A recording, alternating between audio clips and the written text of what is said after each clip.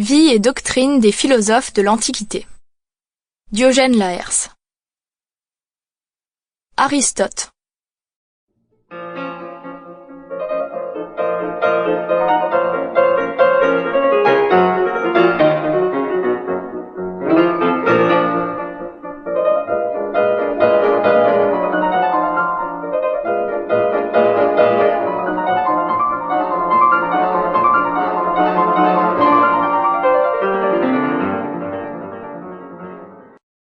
Aristote de Stagire était fils de Nicomaque et de Phestias.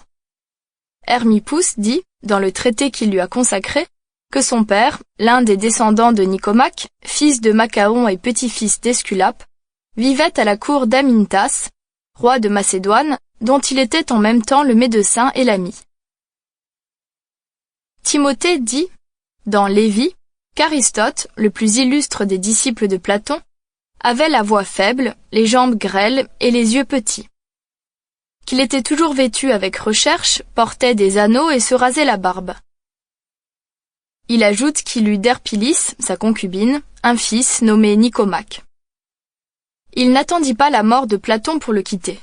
Aussi, Platon disait-il de lui qu'Aristote l'avait traité comme les poulains qui, à peine nés, ruent contre leur mère.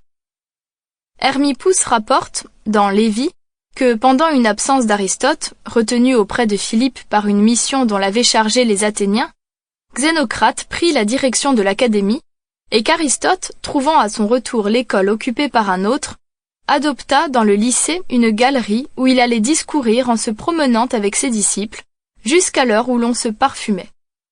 C'est de là, suivant Hermippus, que lui vint le surnom de péripatéticien. D'autres prétendent qu'on le surnomma ainsi parce que, durant une convalescence d'Alexandre, il discourait avec ce prince en se promenant. Cependant, lorsque le nombre de ses disciples se fut accru, il ouvrit une école. Car, disait-il, il serait honteux de se taire et de laisser parler Xénocrate. Il exerçait ses élèves à discuter sur une thèse donnée et les formait en même temps à la rhétorique. Il se rendit ensuite auprès de l'eunuque Hermias, tyran d'Atarne, qui s'était, dit-on, prostitué à lui. Suivant une autre version, Hermias l'aurait reçu dans sa famille en lui donnant sa fille ou sa nièce. Tel est du moins le récit de Démétrius de Magnésie, dans le traité des poètes et écrivains de même nom. Il ajoute qu'Hermias était bithynien, esclave de Bullus, et qu'il avait tué son maître.